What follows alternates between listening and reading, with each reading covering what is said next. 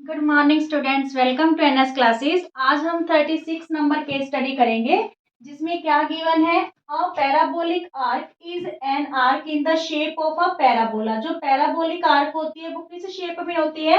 Parabola shape में होती है। ठीक है, या तो वो डाउनवर्ड होगी या फिर वो क्या होगी, अपवर्ड। ठीक है, in structures their curve represents an efficient method of load and so can be found in bridges and in architecture in a variety of forms.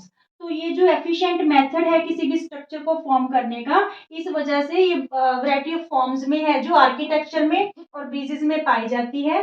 तो इस बेस पे हमें कुछ क्वेश्चंस हैं पुट किए गए, उनका आंसर देना है। First question, in a standard form of quadratic polynomial a x square plus b x plus c a b c are dash. A b c यहाँ पे क्या रहेंगे क्वाड्रेटिक इक्वेशन में? A x square b x and c. देखिए जो a होता है, a हमारे पास non zero real number, non zero real number means इसकी वैल्यू जीरो नहीं हो सकती, बाकी कोई भी रियल नंबर यहाँ पे हो सकता है। क्लियर? और जो बी और सी है, बी और सी, बी और see any real number, any real number means जो बी और सी है यहाँ पे जीरो भी हो सकता है, बट ए की वैल्यू जीरो नहीं होनी चाहिए, कोई भी रियल नंबर होगा जीरो के अलावा। और बी और see any real number. Clear? क्योंकि अगर ये जीरो कर देंगे तो ये जो है टर्म जीरो हो जाएगी, तो ये क्वाड्रेटिक पॉलिनोमियल ही नहीं रहेगी। Clear? Now second question, if the roots of the quadratic polynomial are equal. अगर जो रूट्स हैं क्वाड्रेटिक पॉलिनोमियल के इक्वल है, where the discriminant D will be, तो वहां पे डी की वैल्यू क्या होगी आपके पास? जीरो। ठीक है, अगर क्वाड्रेटिक पॉलिनोमियल के जो रूट्स हैं वो इक्वल हैं तो डी क्या होगी? जीरो। ये आपको देख लीजिए, if D greater than zero तो यहाँ पे टू डिस्टिंक्ट रियल रूट्स होंगे। ठीक है, if D equal to zero, D means discriminant, if D equal to zero then two equal real roots, two equal real roots. If D less than zero, अगर D की value negative आ जाती है, zero से कम आती है, तो no real roots. ठीक है, नो रियल रूट्स। अच्छा, ये डी आप फाइंड आउट कैसे करोगे? डी की वैल्यू हमारे पास होती है बी स्क्वायर माइनस फोर ए सी। ठीक है, इसका वैल्यू निकाल के आप कंपेयर करके पता कर सकते हो कि उस इक्वेशन उस क्वाड्रेटिक इक्वेशन के रूट्स क्या हैं। क्लियर? ये चीज आप टिप्स पे रखना, क्योंकि इससे रिलेटेड या तो एमसीक्यू हो सकता है, केस स्टडी में क्वेश्चन पूछा जा सकता है, या फिर रीजन असर्शन में रहेगा ये। ठीक है, चलिए, if alpha and one by alpha are the zeros of the quadratic polynomial two x square minus x plus eight k, then find the value of k. अगर वो कह रहे हैं अल्फा और one by alpha two zeros हैं quadratic polynomial की, तो हमें किसकी वैल्यू फाइंड आउट करनी है? के की। ठीक है, तो यहाँ पे हमें पता है, सेकंड का और पार्ट कर रहे हैं हम। सेकंड का क्या पता है हमें कि जो प्रोडक्ट ऑफ जीरोस होता है, प्रोडक्ट ऑफ जीरोस क्या होता है? Constant term, constant term upon coefficient of x square, coefficient of x square. ठीक है, मींस सी अपॉन ए। ठीक है, कांस्टेंट टर्म सी होती है, कांस्टेंट टर्म सी होती है, और एक्स स्क्वायर का कोफिशिएंट ठीक है ए होता है। तो यहाँ पे प्रोडक्ट हमारे पास दो जीरोस कौन सी है? एक तो अल्फा है और एक वन बाय अल्फा। ठीक है, product of zeros, product of zeros alpha है और वन बाय अल्फा। तो यहाँ पे अल्फा से अल्फा कैंसिल हो गया, वन। सी की वैल्यू, कांस्टेंट टर्म की वैल्यू 8 के है और ए की वैल्यू हमारे पास क्या है? 2। तो यहाँ पे हम फिल कर देंगे 8 के अपॉन 2। तो यहाँ पे 2 4 जा 8। ठीक है, ये 4 इधर आके क्या हो जाएगा? डिवाइड हो जाएगा। तो मीन्स के की वैल्यू हमारे पास क्या आ गई? 1/4। क्लियर? बिल्कुल इजी सा क्वेश्चन है। प्रोडक्ट ऑफ जीरोस, हमने सम ऑफ जीरोस क्यों नहीं लिया? क्योंकि sum of zeros minus b upon a होता है, तो वहां से हमें के की वैल्यू फाइंड आउट नहीं होने वाली थी। क्लियर? हमें कांस्टेंट टर्म में के दे रखा था, इसलिए हमने प्रोडक्ट ऑफ जीरो से क्वेश्चन को कर लिया। Now third part, if the sum of the roots is minus P, कि अगर जो सम है रूट्स का माइनस पी है और जो प्रोडक्ट है जीरोस का वो -1/p है, then find the quadratic polynomial. तो जब भी हमने क्वाड्रेटिक पॉलिनोमियल पता करनी होती है, हमें सम और प्रोडक्ट दे रखा होता है जीरोस का, तो हम क्या फॉर्मूला यूज करते हैं कि यहाँ पे देखिए x square minus sum of zeros, sum of zeros into x plus product of zeros. ठीक है, तो ये के कांस्टेंट होता है, इसको हम 1 लेट कर सकते हैं। ठीक है, k equal to 1, x square as it रहने दीजिए, माइनस सम ऑफ जीरोस क्या गिवन है, sum of zeros minus p given है, तो यहाँ पे हमने माइनस पी रख लिया, x plus product of zeros हमें -1/p। ठीक है, -1/p गिवन है, तो यहाँ पे हम -1/p रख लेते हैं। क्लियर। अब देखिए ये क्या इक्वेशन बनी हमारे पास, इक्वेशन बन रही है x square minus minus plus P x, और यहाँ पे प्लस माइनस -1/p। ठीक है, ये हमारे पास क्वाड्रेटिक इक्वेशन बन गई if sum of zeros minus p and product of zeros -1/p। Clear. Okay students, 37th case study है। A girl 1.5 metre tall sports a parrot sitting on the top of a building of height 58 metre from the ground. एक लड़की है, मान लीजिए वो इस point पे खड़ी है, ठीक है, इस एफ पॉइंट पे, तो वो एक टॉल बिल्डिंग जो कि 58 मीटर ऊंचाई पे ऊंची है, तो वहां पे उसके टॉप पे एक बर्ड है, उसको ये देख रही है। तो the angle of elevation of the parrot from the eye of girl at an instant is 60 degree. तो जब वो यहाँ से इस पैरेट को देख रही है तो वो एंगल कौन सा बन रहा है, 60 डिग्री का angle of elevation. The parrot flies away horizontally at the same height, तो सेम हाइट पे वो पैरेट उड़ के यहाँ से कहाँ पे आ जाता है, एट पॉइंट डी पे। आफ्टर 8 सेकेंड्स में जो एंगल ऑफ एलिवेशन है of the parrot from the same point से, यहीं से, ठीक है, सेम पॉइंट से जो एंगल ऑफ एलिवेशन है वो अब क्या हो जाएगा, 30 डिग्री हो जाएगा।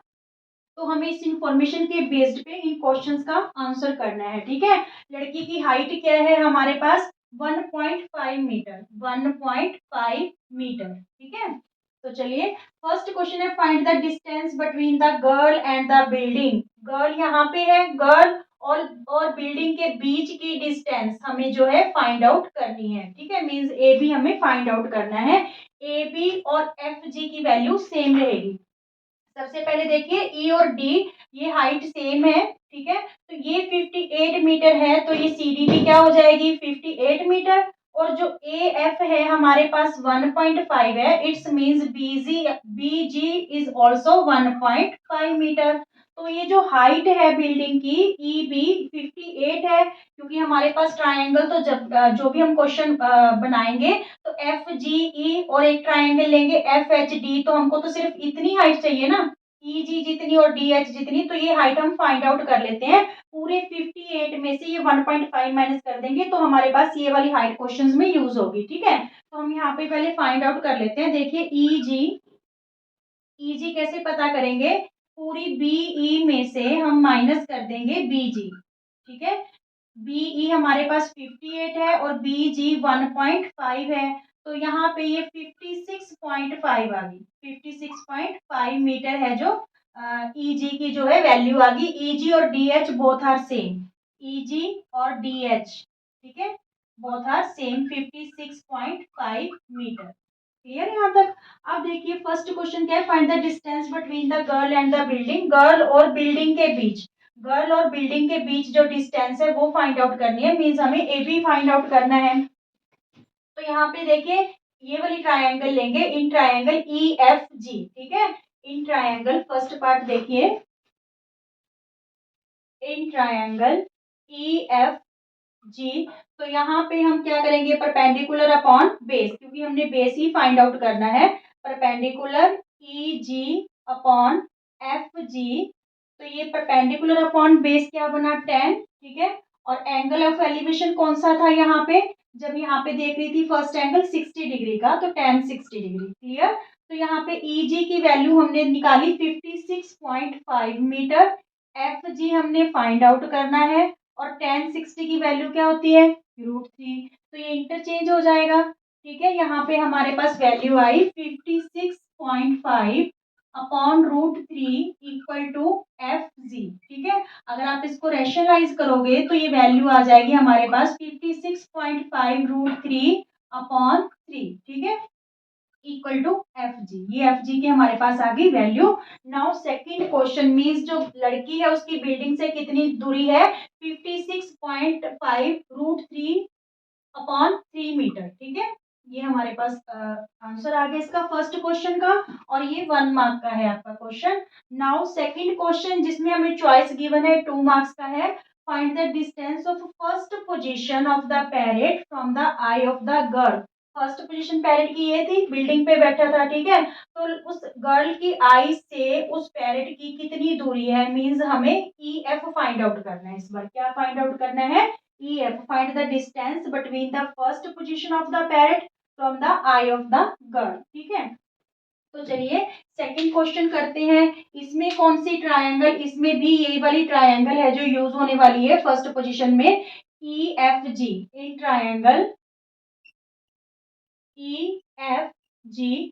ठीक है, तो यहाँ पे आप देख लीजिए कौन सी रेशियो लगानी है आपको, परपेंडिकुलर अपॉन हाइपोटेन्यूज ले लो। ठीक है, EG upon EF, EG upon EF, क्योंकि ये चीज हमने फाइंड आउट करनी है कि पैरेट की जो डिस्टेंस है लड़की से कितनी दूरी पे है। तो EG upon EF equal to ये क्या बना, perpendicular upon hypotenuse sine 60 degree. ठीक है, EG की वैल्यू हमारे पास क्या है, EG की वैल्यू 56.5 मीटर। EF हमने फाइंड आउट करना है, और साइन 60 होता है हमारे पास √3/2। ठीक है, तो यहाँ पे जो वैल्यू आएगी 56.5 इंटू 2, ये 2 इधर जाके मल्टीप्लाई हो जाएगा।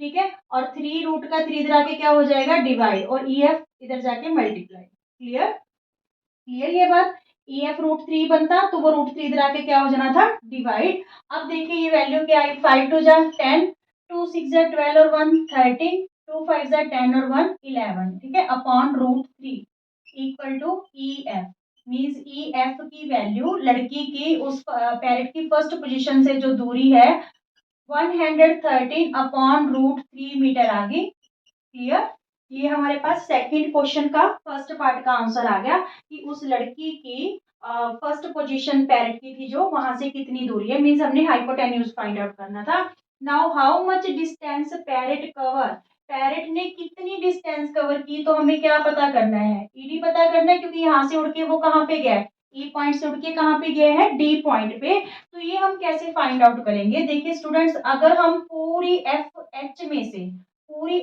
में से ये FG माइनस कर दें, ठीक है, तो हमारे पास ये वाली डिस्टेंस आ जाएगी, ये वाली डिस्टेंस और ये वाली डिस्टेंस इक्वल है। ठीक है, इतना ही वो जो है उड़ के गया है, इतनी डिस्टेंस कवर की है। तो हम क्या करेंगे, यहाँ पे देखिए इस FG तो हमने फाइंड आउट कर लिया, ये देखिए FG की तो वैल्यू हमारे पास ऑलरेडी है। ठीक है, हमने किसकी अब पता करनी है, FH की, तो हम ये पूरी ट्रायंगल ले लेंगे DFH में। ठीक है, इन ट्रायंगल सेकंड का और पार्ट है ये, इन ट्रायंगल कौन सी, DFH, DFH। क्लियर है कि ये जो बर्ड है यहाँ से उड़ के E पॉइंट से उड़ के D पॉइंट पे गया है, तो ये डिस्टेंस हमने GH फाइंड आउट करनी है।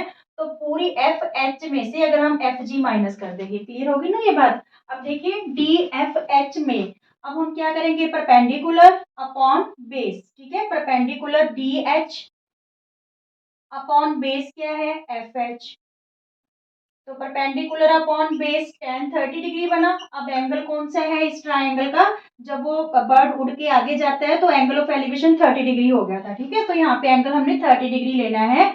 जो DH है, DH और EG दोनों सेम थे 56.5 मीटर, तो यहाँ पे हम फिल कर देते हैं 56.5।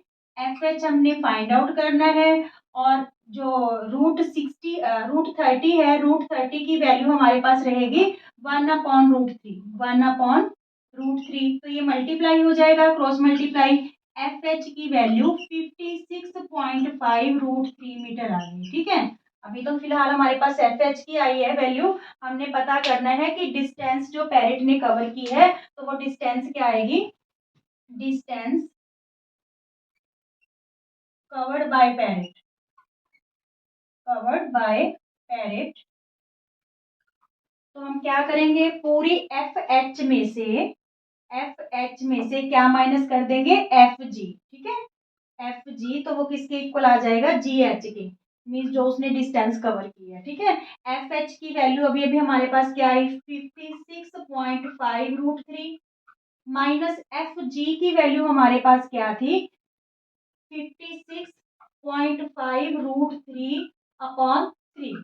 ठीक है, अब दोनों के पास 56.5 √3 और 56.5 √3 कॉमन है, तो चाहिए आप कॉमन ले लीजिए।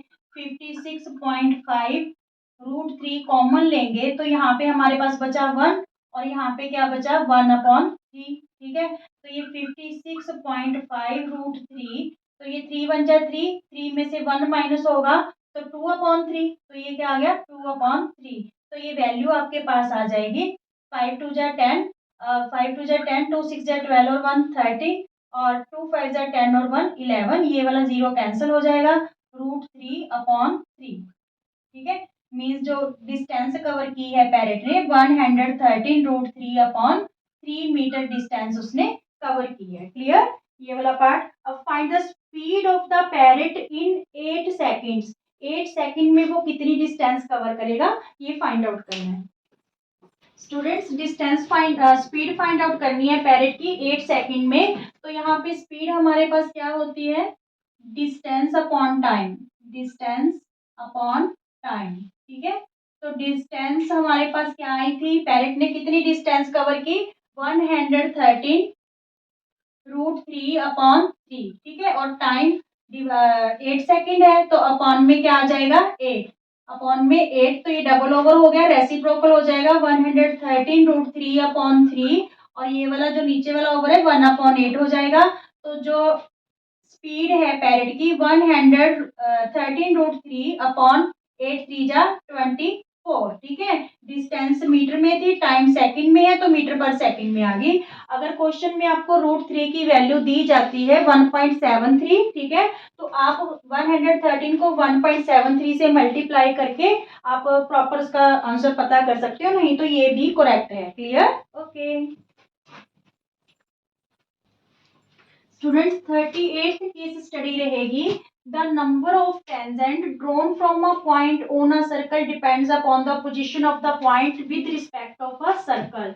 कि एक सर्कल के कितने टेंजेंट्स होंगे ये डिपेंड करेगा उस पॉइंट पे जो सर्कल की रिस्पेक्ट में गिवन है। Suppose O is the centre of a circle, मान लीजिए जो ओ है, ओ पॉइंट सेंटर है सर्कल का, विद रेडियस 5 सेंटीमीटर, जिसका रेडियस हमारे पास क्या गिवन है, 5 centimetre. T is a point, T एक पॉइंट है such that O T is 13 centimetre and O T intersect the circle at point E. ठीक है, और at point E, and A B is a tangent at point E, और A B एक tangent है to the circle at point E पे। ठीक है, अब हमें इस इंफॉर्मेशन के बेस पे इन क्वेश्चंस के आंसर देने हैं। सबसे पहला क्वेश्चन है, find the length of tangent at point T.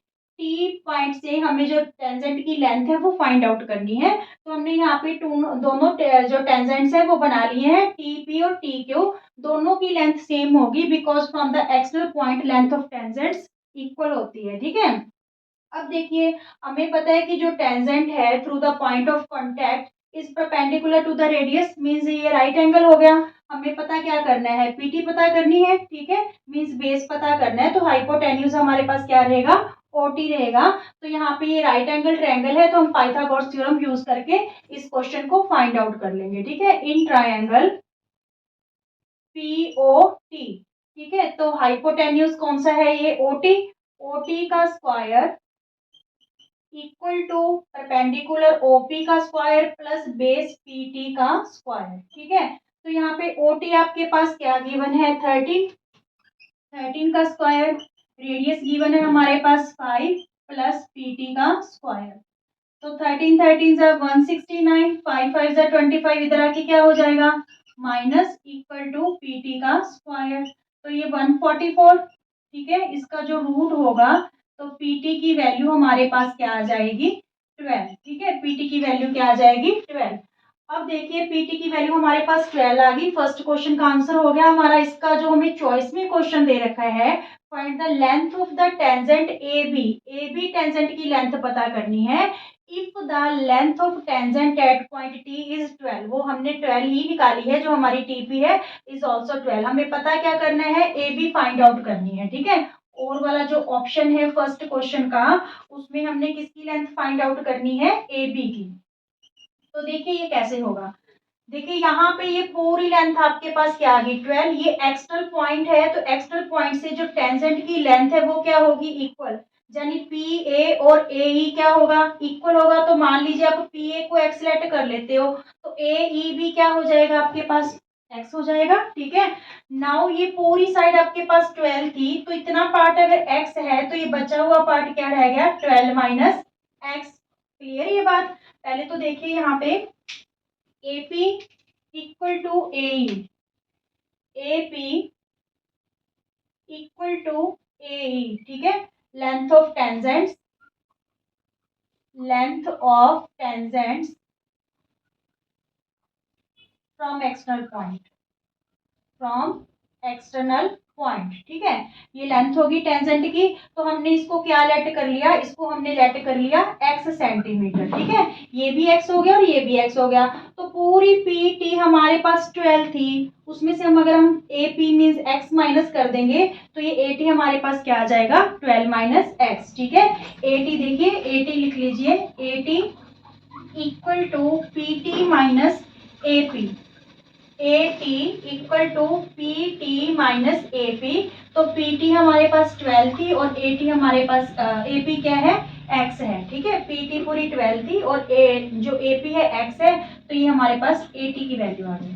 अच्छा आप देखिए कि जो टेंजेंट है वो रेडियस पे क्या होता है, परपेंडिकुलर, तो ये वाला एंगल क्या हो गया 90 डिग्री। ठीक है, ये वाला एंगल 90 डिग्री है, तो इधर वाला एंगल भी क्या हो गया 90 degree, angle sum linear pair से। ठीक है, तो it's means A E T, ये ई है हमारे पास, A E T right angle triangle है। तो यहाँ पे हम जो है पाइथागोरस थ्योरम लगा के इसको वैल्यू निकाल लेते हैं ए ई की। ठीक है, तो उसको डबल कर देंगे क्योंकि ए बी ए ई और ई भी दोनों सेम है, तो फिर 2 से मल्टीप्लाई करके वो हमारे पास टेंजेंट ए बी की लेंथ आ जाएगी। देखिए in triangle A E T, in triangle A E T, students इस टाइप का क्वेश्चन है, इंपॉर्टेंट रहेगा। ठीक है, चाहे वो केस स्टडी में आ जाए, चाहे वो वैसे ही क्वेश्चन बन के आ जाए, तो ये आप ध्यान से कर लेना। In triangle A E T में तो यहाँ पे देखिए ये परपेंडिकुलर है, परपेंडिकुलर ये था यहाँ पे, परपेंडिकुलर और बेस, और ये हाइपोटेन्यूज हो गया। ठीक है, ए टी का square equal to, A T का square equal to A E का स्क्वायर प्लस ई टी का स्क्वायर। तो वैल्यूज पुट कर देते हैं। ए टी की वैल्यू हमारे पास क्या है 12 माइनस एक्स। ठीक है, इक्वल टू ए ई की वैल्यू हमारे पास एक्स है, plus E T, E T की वैल्यू कितनी है स्टूडेंट्स, देखो पूरी ओ टी हमें कितनी दे रखी है, पूरी ओ टी हमें दे रखी है 13 सेंटीमीटर, और ओ ई इज अ रेडियस, ओ ई क्या है हमारे पास रेडियस है, तो रेडियस हमें कितना गिवन था 5 सेंटीमीटर। तो फिर ई टी कितनी होगी, ई टी पूरे ओ टी में से ओ ई माइनस कर देंगे, 13 में से 5 माइनस कर देंगे, तो 8 सेंटीमीटर आ गई। ठीक है, ई टी की लेंथ हमारे पास कितनी आ गई 8 सेंटीमीटर। तो यहाँ पे 8 का स्क्वायर फिल कर देते हैं। इतना क्लियर। अब ये a minus B whole square की प्रॉपर्टी यूज करेंगे। a का स्क्वायर मीन्स 12 का स्क्वायर, 12 12 जा 144, प्लस b का स्क्वायर मीन्स x का square minus 2ab, 2 into 12 into x means 24x। ठीक है, 12 टू जा 24 into x 24x equal to x square, 8 8 जा 64, एक्स स्क्वायर से एक्स स्क्वायर क्या हो गया कैंसिल हो गया। अब देखिए हमारे पास -24x इक्वल टू 64, ये प्लस 144, राइट हैंड साइड आके क्या हो गया -144। तो यहाँ पे हमारे पास रहा 4 में 4 गया 0, 14 में 6 गए 8। ठीक है, तो x की माइनस का रहेगा यहाँ पे, तो ये हमारे पास माइनस से माइनस कैंसिल हो गया, x की वैल्यू 80 अपॉन 24, ठीक है, 80/24। तो यहाँ पे देखिए अब आप 4 के टेबल पे 4 6 जा 24 और 4 20 जा 80, 2 3 जा 6, 2 10 जा, ठीक है।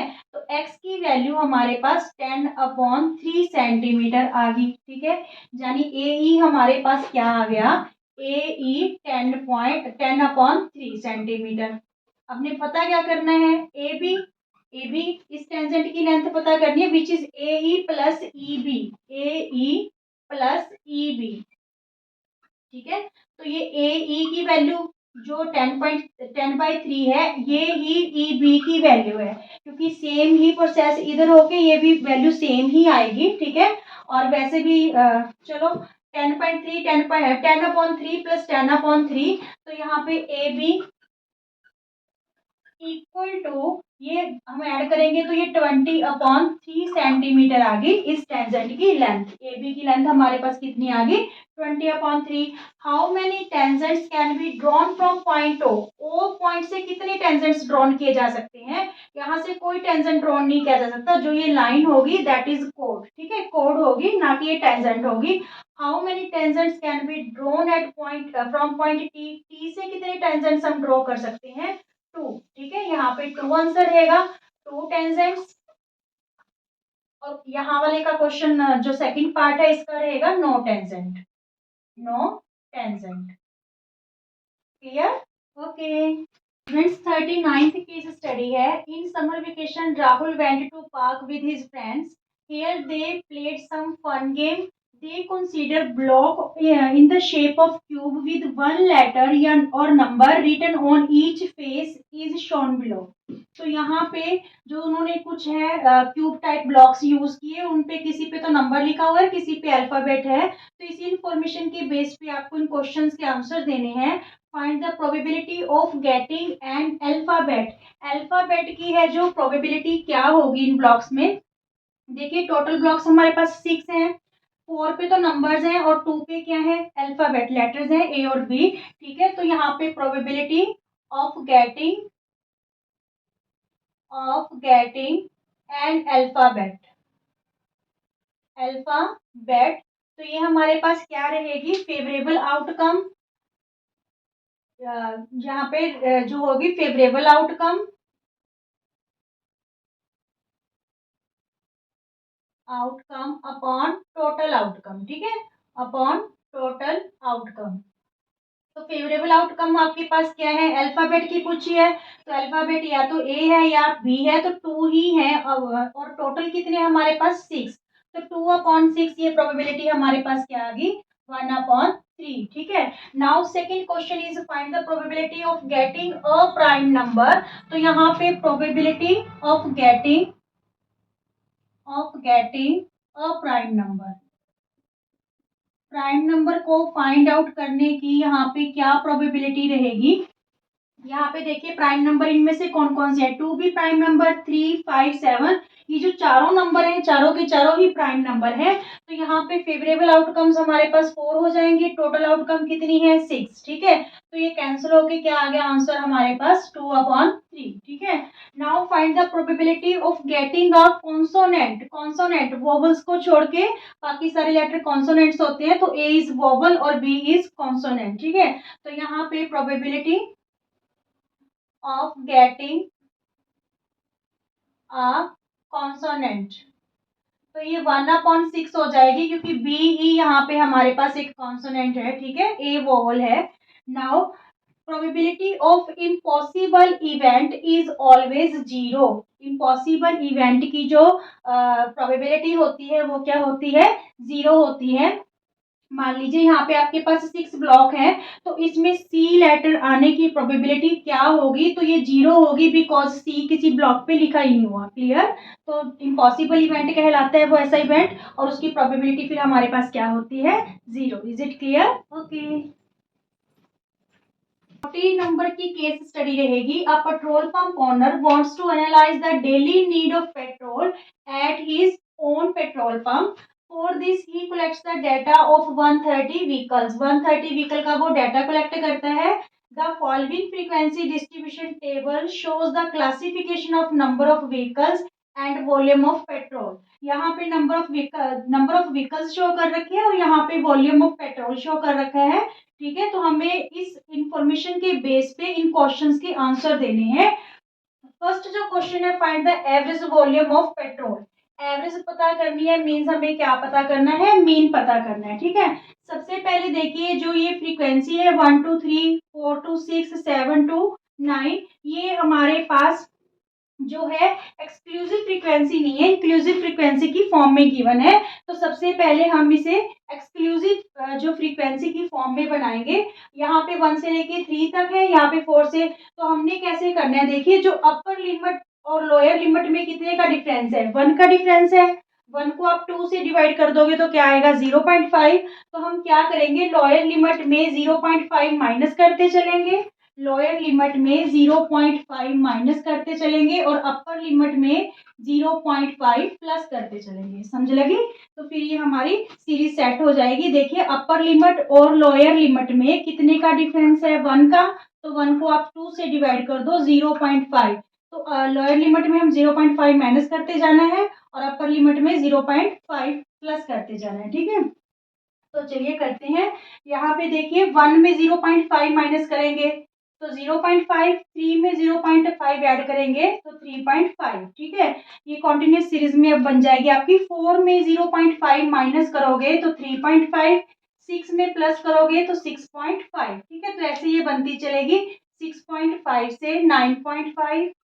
ठीक है, फिर 9.5 से 12.5 और फिर 12.5 से 14.5। क्लियर? और हमारे पास जो फ्रीक्वेंसी है दैट इज गिवन 33, 40, 27, 18 और 12। क्लियर? अब हमें पता क्या करना है, एवरेज पता करनी है। तो एवरेज पता करने के लिए सबसे पहले हम एक्स आई, ये एफ आई हो गया, एक्स आई निकालेंगे। Upper limit plus lower limit upon 2। 3.5 plus 0.5 क्या हो गया, 4 हो गया। 4 को 2 से डिवाइड करेंगे तो क्या आ जाएगा, 2 आ जाएगा। ठीक है, ठीक है। ऐसे ही 6 और 3 9 और ये 0.5 और 0.5 1, 9 और 1 10, 10 को 2 से डिवाइड करेंगे तो क्या आ जाएगा, 5 आ जाएगा। देखिए क्लास विड्थ हमारे पास 3 3 गिवन है, तो आप 3 3 ऐड करते चलो। 5 में 3 ऐड करेंगे 8, 8 में 3 ऐड करेंगे 11, 11 में 3 ऐड करेंगे 14। ठीक है, अगर क्लास विड्थ सेम हो तो एक क्लास मार्क निकालने के बाद आप उसमें वो कॉमन विड्थ ऐड करते चलोगे तो आपके पास एक्स आई आ जाएगा। क्लियर?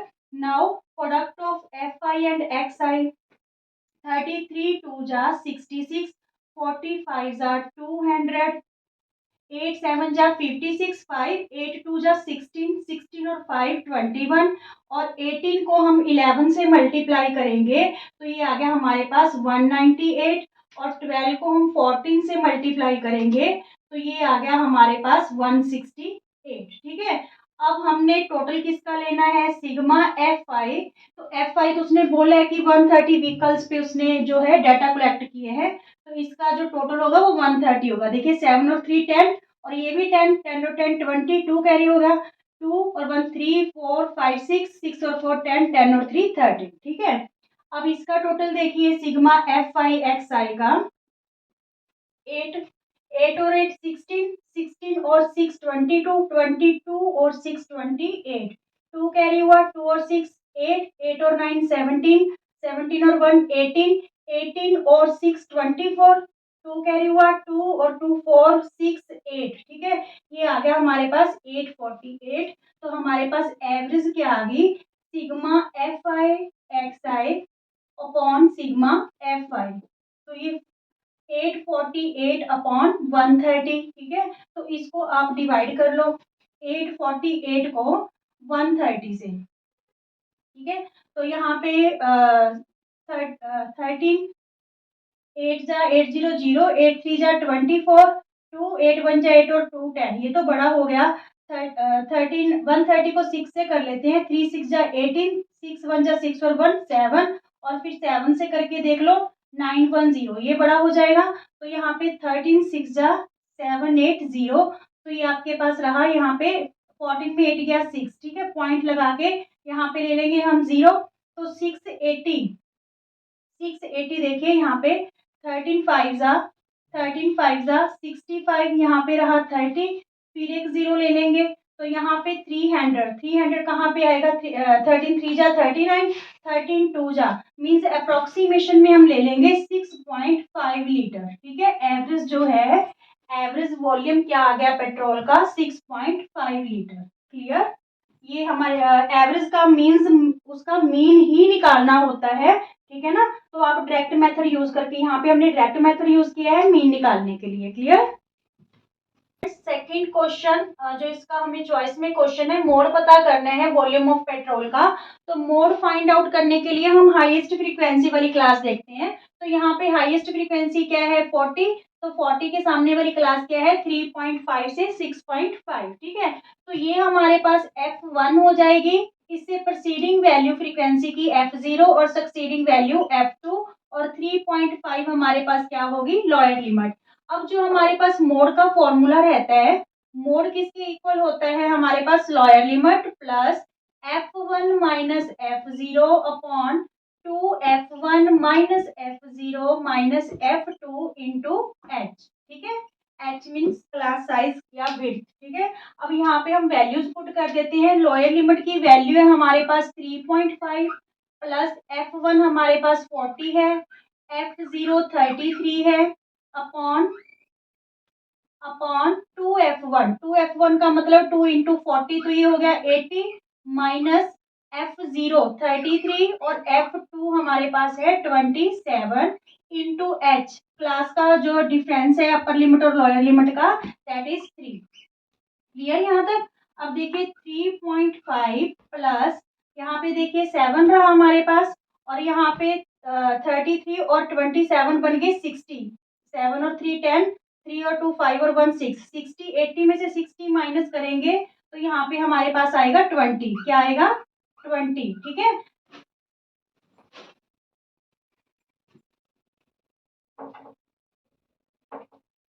20 इंटू 3, तो ये 7 3 जा क्या बन गया, 21 अपॉन 20।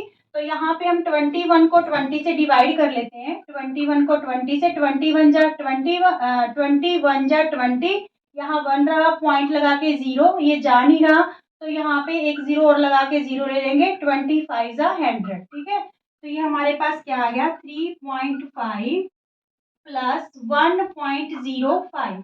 तो जब हम इसमें ये ऐड करेंगे 1.05, तो ये हमारे पास आ जाएगा 4.55। ठीक है, क्या आ जाएगा, mode mode of the volume of petrol 4.55 litre. Clear, 4.55 litre.